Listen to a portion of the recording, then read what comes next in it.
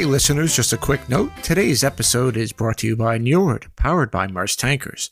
Join Njord and 4 leading providers of wind assist propulsion technologies on Tuesday, June 25th for their next webinar.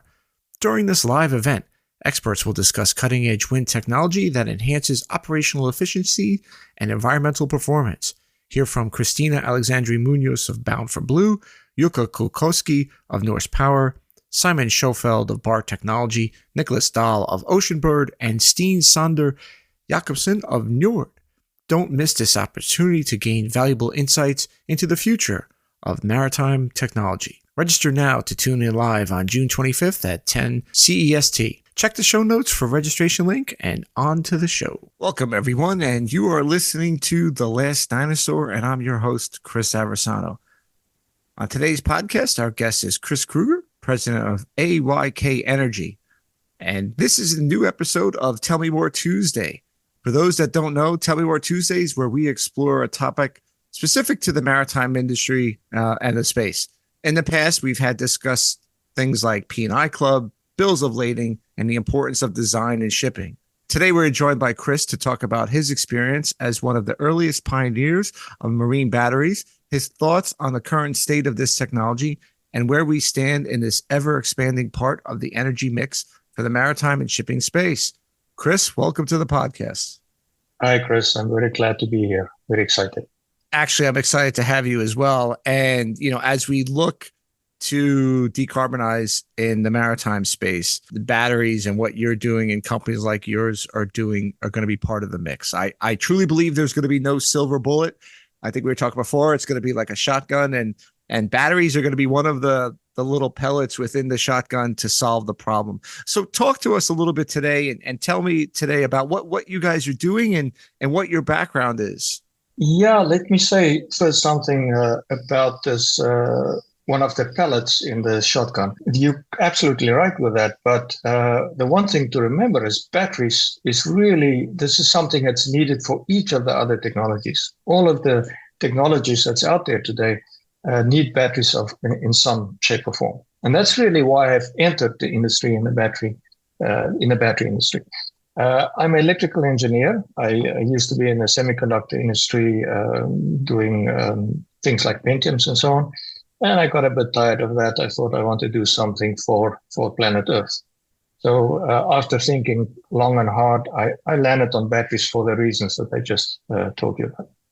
So started in the automotive industry, but that is also a bit of a rat race. If you're not a tier one, then it's not a place where you play easily. But it was a very good learning experience to prepare me. So in 2010, I was approached by the Corvus management team. It's the biggest marine battery manufacturer today.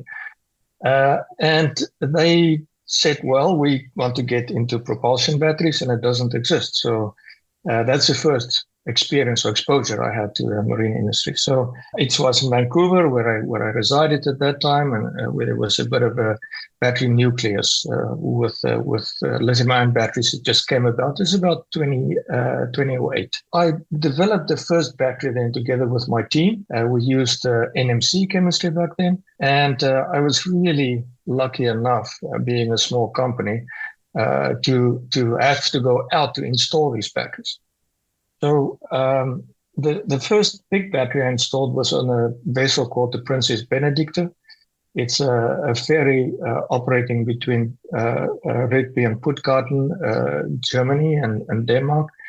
And it was hailed as the Prius of the oceans at that time. So it's the first hybrid electric, and it's still operating today with that battery. This is very exciting to be able to say that.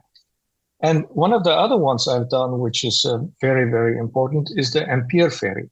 It's seen as the first full electric ferry in Norway. Now, what I want to highlight here before we get more into the different chemistries or the different things that's out there today is the uptake of the battery really has to do with the acceptance of people of this technology. People have to be excited about something, right? So with the Ampere ferry, what happened with the Norwegian nation is they just grabbed their imagination. People were excited to just go on this ferry. It's actually quite an experience to be on a ferry that used to be uh, running diesel, so now it's completely quiet. Yeah, It's I would fantastic. imagine. I would imagine, especially in parts of Yeah, Europe. Here in the U.S., I think it's a yeah, little less so, unless New York City and maybe a yeah, handful of other areas where ferrying from and to and from work or something is yeah, part of the mix. I yes, would, and I know just from my experience, being on the Staten Island ferry, and I know yeah. they've made some upgrades there too, but I'm thinking I haven't been there in a while. So, that noise and the rumble and it must It's be very different. it's changing. It's very different. I remember once during the commissioning, I was drinking coffee and I thought, okay, I better go and look at the battery. And when I looked up, we're in the middle of the fjord already. You didn't even know that you you, left. you don't even know So that you're moving. Yeah, yeah. Where yes, where where if you were it's on a fantastic. Yeah. diesel, like you could the coffee Oh is yeah, you shaking, can feel it. Yes, you can feel it. So the point here is that this grabbed the Norwegian nation's imagination, and that was the starting point. About 2014, 2015 is when they, just as a nation, decided we're going to go electric, and they're well on their way. This is really the place in the world where electrification of the marine transportation industry is the most advanced today. So so the point here is that you need to excite people. You need to get everybody excited about this.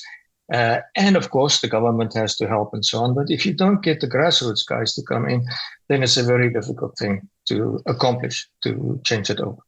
Yeah, So, that's what it seems like. You got to have the momentum building, and I think yeah, one of the challenges from our industry is that it's so dispersed with so many different governments and people.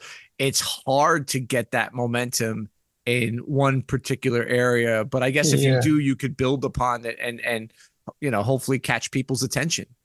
Yeah, so I think this is in part what happened, although it took a long, long time. I mean, we are now in 2024, and I would say now is the time. In 2010, when I started the first battery development, I said, "Oh man, this is a tsunami coming. Everybody's going to want this stuff," and it just didn't happen. Well, It took you're a long standing time. on the water's edge, little waves Yeah, lapping on your yeah, toes, maybe. Yeah, no tsunami. exactly. Yeah, I think But if yeah, but let me just interrupt because I think what's interesting is similar parallels. I follow a lot of this energy transition pretty well in the sense of I just see what's out there. And mm, it reminds me of an article about a year and a half ago where the head of I'm going to get this wrong, but in general, the Wind Assist Association or Wind Propulsion mm, Association for ships. I remember reading an article. The guy's named Gavin, and I forgot his last name. And he says like when he first started doing this back in, I think it was the same time frame, mm, 2010, 20, nobody would pick up the phone at all yeah, to him. yeah, Nobody. Like, yeah, and now he writes in the article, I think it was maybe in Tradewinds or Splash or Lloyd's or one of the big, relatively big. mm, He said, I can't pick up the phone fast enough and my mm. diary is full forever. And it just took that kind of momentum. I imagine that's a lot of the same sort of thing, especially as you mentioned some of the technology. I'd like to talk about maybe how that's exciting people and changing as well. We started off in the marine industry with NMC, nickel, manganese, cobalt. This was a lithium ion battery, and it's still a very good battery today and still being used. There's actually still most of the installations use that chemistry. It is deemed to be of a higher energy density than some of the other chemistries, and energy density is very important, but it's also good on the power side. So what happened from 2010 until now is that the energy densities increased and some of the power densities decreased a little bit. But with the increase of energy density, to get a little bit technical here is if you look at NMC, nickel, manganese, cobalt, they mix the combination slightly different to get different behavior of the cathode. The chemistry we used to work with was called 5-2-3. This is the mixture ratio. Today they're up to the 8-1-1, which gives you much more energy, but unfortunately when you go into thermal runaway, which is your biggest concern, on water at least, you don't want to have a fire at all. You can't walk away from it. It became a lot more violent, so you need to spend a lot more time putting safety structures and safety systems in place to mitigate this particular risk. So my biggest concern or gripe with the industry, it's always been that it's too expensive. How are we going to get people to accept this technology if they can only accept it with subsidies? Uh, and it's way more expensive than some of the other industries for batteries because it has all these safeties that we have to look at. Right. And you can't So walk away from it. I mean, we're you can't seeing walk, you need it. right. Yeah. We're seeing, I mean, just as a slight detour here, not necessarily as a means of propulsion, but certainly the concerns with some of these car carriers and those I mean, once it gets Exactly. going, It you know, we doesn't used to stop. whether it's in the middle of the ocean and my Mm. Lamborghini was on that ship. I'm still waiting Mm. for it. No, I'm just. I wish my Lamborghini. I wish my Lamborghini was here, but anyway, Yeah. or Ferrari, whatever. Yeah. Or more seriously, you know, Yeah. in more serious vein. I mean, the two, I think the one or two firefighters, and I don't want to minimize that died in the port of Newark last Mm-hmm. summer, the summer of 2023, fighting a fire on a ship that I believe it was the car batteries, and Yeah. that's Yeah. a serious concern, Absolutely. you know, for Absolutely. everybody. Yeah. So we're doing a good job in the marine industry to make the batteries safe. For instance, just as a side note here is, in the batteries I designed today, I actually introduce a water sprinkler system in each and every module. But if the unlikely event happens, we stop it in its tracks. And the reason we use water is because you want to cool the battery down. Lithium-ion battery fire will reignite if you don't do that. So you need to cool it down. So the easiest thing to use is water. You know, you can use other things too, but water is abundant, it's easy to use, and there's no electrical risk here because the voltages that you do it at is much lower. You break the power. So that gets a little bit too technical, I guess. To come back to the chemistry, in 2018, I decided to set up a company, my own company at that point, in China, and this is AYK, and this was really for cost reduction. So I went out there, I got the financing from there because I realized very difficult to get financing from outside of China into China, and there I discovered the industry is really focusing on LFP. So iron phosphate is the short name or the common name for it.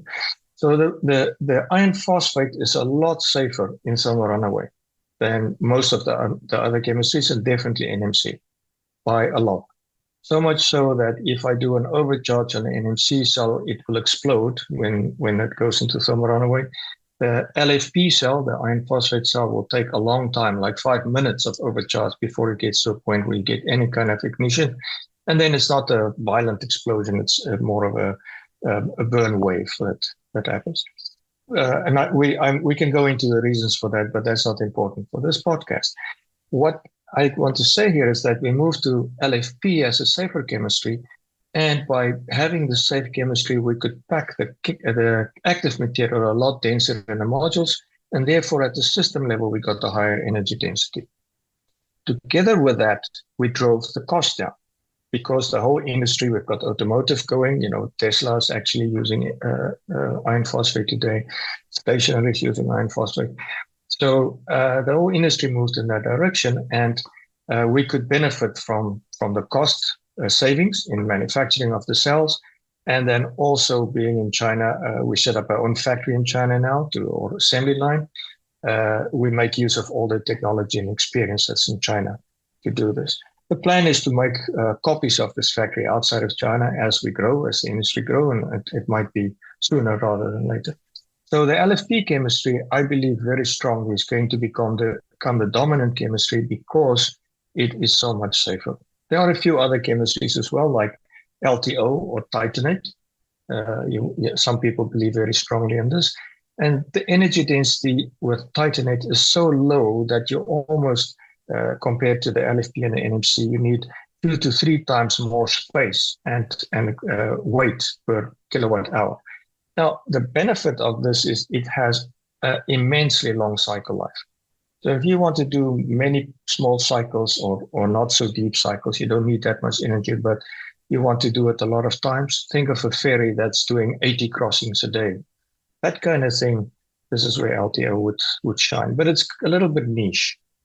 So what we're seeing happening today is that the battery sizes become bigger and bigger. And with the battery fires, we had a few. I'm not going to go into that either. Luckily, I didn't have one that I can point at. So I'm lucky, really. This is one of the things nobody in the industry want to happen to anybody. So, but because of that, the certification guys like Det Norsk Veritas, DNV, put a lot of effort into specifying what needs to be done to make the battery safe. And it's mainly focused on NMC because that's the main industry, but of course it flows over to LFP as well. With the LFP, we can do much more energy on a vessel with less of a concern for thermal runaway, and therefore the batteries can become bigger. So in the beginning, like we've talked about before, the industry was not really into this. There were a few early adopters that operated Princess Benedict together with Siemens. They were the first guys that I worked with. They were like early adopters, and that's where we learned a lot. In general, it was too expensive. People didn't want to go for it. Now, after we have a very big event in Amsterdam every year in June called the Hybrid Marine Show. So we entered the Hybrid Marine Show just after COVID the first time, and that's when we make our debut, and people kind of came and look at us. Last year, we were just swamped. We couldn't stay ahead. Everybody wanted to talk to us. No, it's not because of us. I think all the battery guys have this kind of experience. But what our experience was after that show, the number of quotations we did quadrupled. I would say grew by 10. Wow. And this was just because people know we were there, I think. They were starting to get excited about the LFP chemistry because we're the only battery company that does exclusively LFP today. There's some others that has one or two of their batteries having that, but we do the iron phosphate. So what happened since the beginning of this year, that's why I'm saying, or I'm telling you the tsunami is here. The battery sizes we quote changed from 1 megawatt hour to maximum 5 megawatt hour to now on a regular basis, 5 megawatt hour, 25 megawatt hour, and there's already RFQs coming in for 28 of close to 100 megawatt hour. So these are becoming massive batteries. Yeah, explain I think that this is very interesting. And firstly, congratulations on getting this kind of tsunami as being just instead of lapping at the kiddie pool here. We're gonna have a little bit. That's good. That's really good, and I think it's good, like you said, part of the solution overall. Whatever the analogy, maybe my shotgun analogy wasn't necessarily the most elegant, but I agree. Tell us a little bit, and I think the audience would love to hear this about the different sizes and the application. When you talk about 1 to 5 megawatts, or is it kilowatts or megawatts? Yeah, megawatt hour. Megawatts. When you talk about that, what is that application, and what is it telling you when companies are asking for 25 now 28? What are they looking to move? Like, what is the difference? Are we talking small intercoastal ferries now up to full blown ships? What are we thinking about here? So let me first say, just to let people understand the size, 1 megawatt hour is roughly 15 Teslas. The same equivalent as 15 Tesla, so 1 megawatt hour. I give you a feel for the size of these beasts. So they are big. So if you look at the 1 megawatt hour to 5 megawatt hour, this is the stuff that you would go across the fjords with in Norway or across a small strait. This is a ferry running back and forth. The bigger batteries are for larger ferries. As you start getting ferries between Britain and the mainland. Those guys are getting to the 12, 15 megawatt hour. And then you get the really big monsters that runs overnight. And they are starting to get to the 80, 90, 100 megawatt hour. And those would be the ones like, let's say, from parts of Europe to North Africa, right? Like I think there's a few of Well, those. yes, that would probably that would it's getting a little bit far. So when we look at the battery, typically we are looking at a distance of a few hundred nautical miles. So Okay. battery is for short sea shipping. Right. This is usually I don't want to go into too much what the different uses are, but the big deal is that the biggest advantage a battery brings is you do not need a UPS. You don't need spinning reserve. So usually you have to have a generator that idles just in case your main generator fail. In this case, the battery takes Makes sense. that burden. And then on top of that, you do load leveling where you mostly when you do longer distances, where you can use your fuel very efficiently. So you do not waste the fuel. The digital generator can run at its most efficient point, and then the battery takes up the difference. But that's the hybrid for the longer distances. What we see happening is the short sea shipping is getting exploited more and more and more now. This is the biggest growth area. I believe one of the areas where we're going to see a huge change in the next few years will be containerized batteries for the inland waterways and things like this, where it's like an ever-ready battery that you can charge slowly and then you swap it out when you get to port. Where you It's get not, right. not a new idea, but this Right. is something that we need the infrastructure. It's going to take some time to get that, but it's getting more and more in that direction. So you would have one of these self-propelled barges that run in Europe, and they would run around, and then when they got to this port, every couple of days, you would have a fully charged, drop Yeah. it in, and then You keep going. and then you can recharge it. The other application that it's similar thought. The other application that I've always been interested in are the big ships that come into port and they go on auxiliary power when they're discharging, cruise ships when they're kind of rotating passenger. I would see batteries as part of that mix as well. Absolutely. So that is when we talk about the big batteries. You look at cruise ships. Now those things are behemoths, right? They use really a lot of power. Stand by a 7 But there's megawatt been, hour. there's been, I know there's been a lot of, I think I want to call it politely controversy.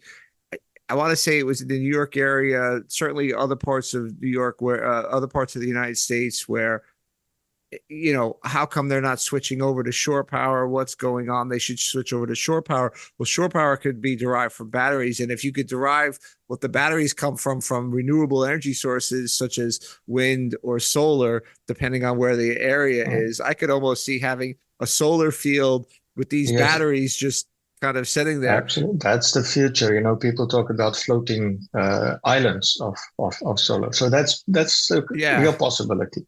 Yeah. So the biggest problem that you are describing there is the shore power. Right. How to get this power to the location that's not there yet. This is the biggest. This is very expensive, very difficult. So, but the ship coming into harbor, having charged its battery by its own means while it's in the ocean, can definitely run into the harbor clean. And if it's not staying too long, then it can stay on the battery power alone in harbor instead of burning fuels. And there are many companies looking at that. Companies like Grimaldi. Grimaldi is big in this. They are actually doing something like this. But it's across the board, Chris. It's everybody. Tugboats. We're going to see full electric tugboats very soon. I thought I saw something here in the U.S. One of the major tug it had a fully battery power. Was it Crowley? I think Crowley did that. Yes, there's a tugboat done by Corvus. A fully, and I think that's the way of the future, because what it comes down to, as companies start to consider not only their first tier emissions, but their second and third tier emissions, how did you get that product to me? Was it done with a lesser footprint? They're going to start looking at, well, what did the tugboat do? What did the barge do? You're like these are all the things that can easily get lost in the shuffle when we talk about decarbonization in the maritime space. But certainly it's going to be a huge thing. And you talk about how things have evolved. But do you still get some skepticism, especially around some of the things that we talked about earlier, the fires and the other things, when you start to explain some of the different technologies I would imagine on the engineering side, they get it. The business side, they say, yeah, yeah, yeah. What does it do for me, sort of yeah, thing. So you have to yeah. do that explaining. But do you still get a lot of pushback? Or are you starting to see, is what you seeing next month, hopefully in Amsterdam for your or in June for Yeah. your show? Do you think that's now permeating throughout all of the places, or is this It, because sometimes I feel with digitization and decarbonization, and I'm a digital guy, right? I mhm, feel that we sometimes end up talking in a vacuum. That we yes, talk to the people that we want to talk to that have our similar yes, ideas. And this is not mm, notional. This is not mm, us, right? This is like yeah, any industry, yeah. politics. You can go Mm, into, yeah, I don't want to get yes. into that, but No, you're right. they talk into their little echo chamber and they're in there. You're right.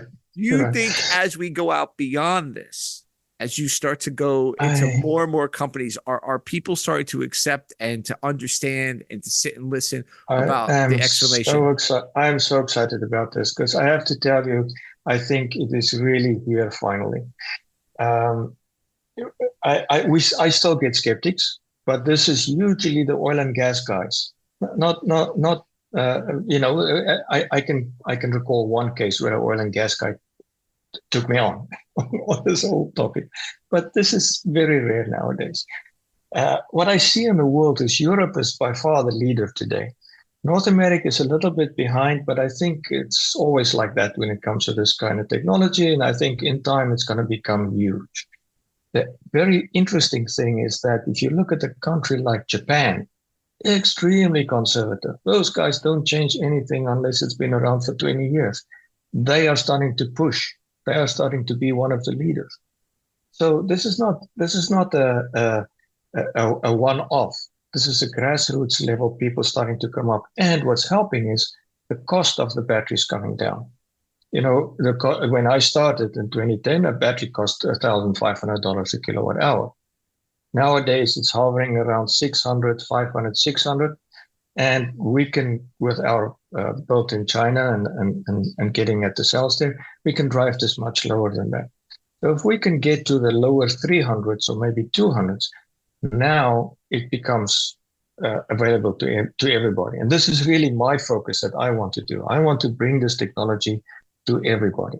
That's really interesting because, as I think about this, I look at, talk about oil and gas, I look at as kind of oil and gas and other alternatives or other things, because I think people are going to start to, it becomes more expensive because carbon is being priced into everything. EU ETS, That's which is correct. finally expanded into maritime shipping. It's changing the freight, right?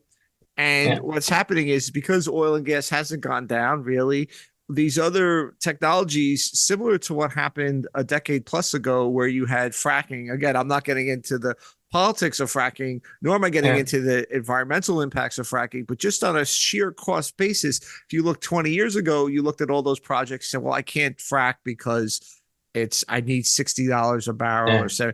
And then yeah, yeah, as yeah. prices went up and sustained, people go, wait a minute, I can not only frack at $60, $70, I have better technology. I could do it at $40 a barrel, and Yes, we're at yeah, 80, and I can still, yeah, I'm making up yeah, numbers, but that's the general idea. And yeah, I yeah, feel yeah. that that's kind of what's happening with Same thing. with these sort of things that like Mm, 10 years ago, well, it was 1,000, now it's 600. I could get mm, it lower if I change mm, manufacturing. Oh, by the way, mm. there's been other breakthroughs which gets me lower. And by the Yes. way, the cost basis that we're competing against is now going up because Mm-hmm. we have a different carbon footprint that's finally being Exactly. taken into consideration. So I think Yeah. it is kind of like it's kind of meeting in this middle here. One is Yeah. going down, one is Yeah. coming up, and I think Yes. people are starting to see that for sure. Yes. Yes. Yes. So it's a carrot and stick thing, right? You need to use both. So and both is there finally. It is one of the things you seem very excited about this. So if you had somebody, you had an electrical engineer, let's say a new person, and they said, and they were looking to get into a specific area. Well, what would you tell them about coming into the maritime space? Why would this be something that you would say, I yeah, would you not. gotta, you Yeah. gotta join Yeah. us because this is I pretty would not awesome. think twice, Chris. I would not think twice. The marine industry, the people that's there would agree with what I'm saying here. It's a small community. People are conservative but fair. They once they warm up to you, once you are part of that industry, you are part of the industry, and they will look after you and they will listen to you. I would say this is one of the last great industries where you can do business almost by handshake. People believe if I say I'm going to do this, then you're going to do this. Doesn't matter how, you're going to make it work. Exactly. So it's definitely an industry that I would not think twice about. And I think going more towards what you're talking about with technology and other things, there's a lot of cool things that are happening that somebody who wants to be entrepreneur, who has an engineering background, it's a pretty, you get, the shiny object are the Teslas and the SpaceX and maybe on the computing side, all those things and startups. But I do think one thing that I tell people, and I go back to a podcast I did a while back with Kyle Henderson, who is the CEO or co-founder of a company called Vision. It's a container tracking company. And he said, Chris, what makes this remarkable, and I think you can relate to this. He said, I make a 1% improvement in efficiency in cargo in container tracking. That's billions of dollars across a $1 trillion industry.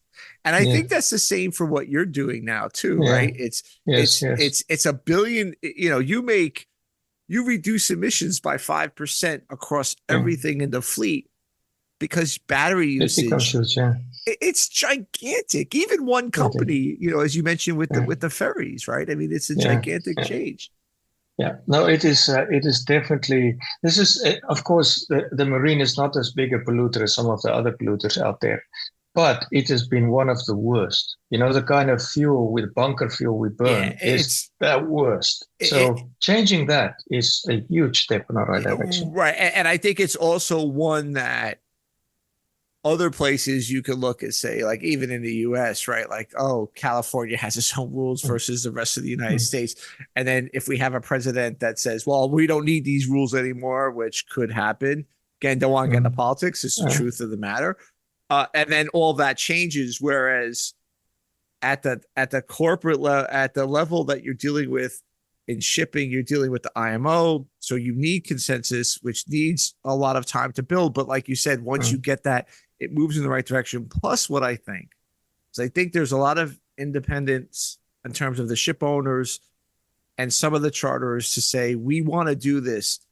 So even if the IMO can't get their ducks in a row right away, because it has to go committee and they have to do their thing. And I'm not saying that's wrong or right. I'm saying, again, that's the fact. You have a lot of companies going, we're going to do this anyway. We're going to make it safer. Yes. You know what's a big thing here to always keep in mind is people will talk about going clean, but if it touched the bottom line, they think twice. And I think that's one of the reasons why it took so long for it to really take off. Now that the prices are coming down, it's becoming cost effective. And if it's even better cost metrics, as you say, when it becomes more expensive to do other things, now this is where the uptake comes from, because it saves money. I had another guest on. He said, Chris, this is also now an economic issue. We can make money from this. We can do better. We can position ourselves. It's all these different things. It's actually economically beneficial to be more eco-conscious and not just give it lip service, not just greenwash or whatever, but actually do things that will benefit your bottom line. I think that's what you're saying. That's your point. Is that was a disconnect between the altruism and the bottom line? Some people could do a little more, move a little closer on the altruistic scale, but it came down to the bottom line. As we wrap up, I love asking this question is, are you reading anything? A busy guy running a company, going to China. What do you read on those flights? By the way, Chris is our first guest from Andorra, a very big, vibrant maritime community there. You and the club across the street, like you mentioned before we got going. When you go from Europe to China, are you reading anything of note, or is it just technical specs and more about chemistry? It's usually technical stuff. I go back and I try to see how to improve things. So one of the things that I've discovered a few years ago is the theory of constraints. So it's an interesting topic. You can go and look at it afterwards. And it's the theory of constraints is something I'm trying to get good at. So I'm trying to study how to do that. At its core is the teachings of Plato. So Plato believed that you should learn through playing. You should learn like a child. So if you discover something, some truth by playing, then you own that truth. You believe in it. Somebody tells you, then it is somebody telling you, and it's not really part of you. So I'm trying to find a way to get people to discover things on their own. And that's a very difficult thing. So I'm trying to figure this out. How can I reach people more effectively by letting them discover on their own? That's really interesting, because I think you're right in that people do learn, like you want people to have the aha moment on their own rather than do that. It's that old horse to water type thing.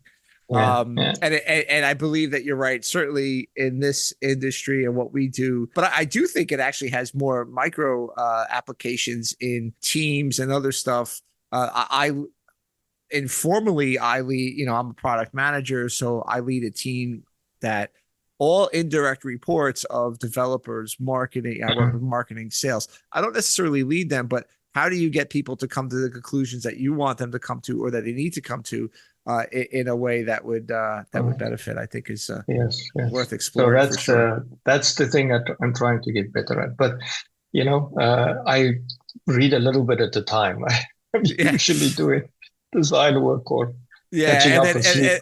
and then probably take a nap on the flights, those flights to China. So anyway, Chris, this was enlightening. I hope you enjoyed coming on. I hope the audience enjoyed it, because I think knowing a little bit more about the nuances of the batteries and how we got there and where we're going certainly will help everybody understand kind of it's not a static thing, it's an evolving thing, and I appreciate you explaining that to us. Thank you for coming on, Chris.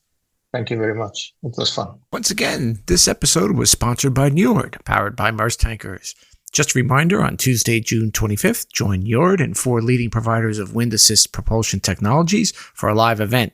Discover how ship owners can integrate cutting-edge wind technology to secure a competitive edge. Panel includes Christina Alexandru-Munoz, Jukka Kokoski, Simon Schofeld, Nicholas Dahl, and Steen Sander Jacobsen. Register now and tune in live on June 25th at 10 CEST. Don't miss out, and the registration link is in the show notes. Once again, I'm Chris Aversano, wishing you fair winds and following seas.